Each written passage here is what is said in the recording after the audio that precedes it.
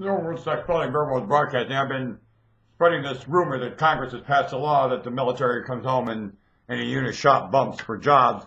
Now, of course, you take into consideration that many of the people holding these jobs have been in the military already and are pre-military trained, and of course, they would hold their position. We're not talking about those people. We're talking about those who have never suffered the wonderful experience of military training to prepare their dispositions to be so wonderful as to hold these jobs. These places of position in function and employment to cause a lovely effect. I think about jailers and police and all kinds of people like that. Although their training is, I find some of the police training, their training is very horrible. Their scuttlebutt is excellent. So more likely that is the military influence within the bureaus of police and jail, that a lot of the military staff employed there already from military training keeps the scuttlebutt very similar to military, and the level of morale remains high there. So we're very thankful for that.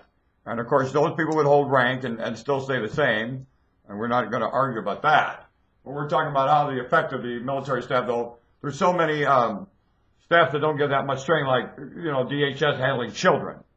I find the most massive, large, brutal killer in the military is the best human being to be around the children. These people don't get rattled about anything. They stay in a good sense of humor and mood, like Sidney Poitier and To Serve with Love. And they're just great influence around the children. They really comply and really buckle down and try for these people. So that's who I'm talking about. We get rid of little Miss Poppins around the kid who has no business there, and she's just out for herself, and everyone knows it. And she's trying to pull the wool over everybody's eyes with her Mickey Mouse morality that doesn't amount to a hill of beans.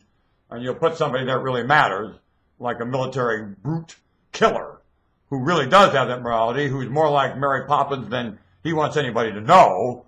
And the kids see right through that, and will, the charm of the two will have a rapport, and we'll get some action out of the children.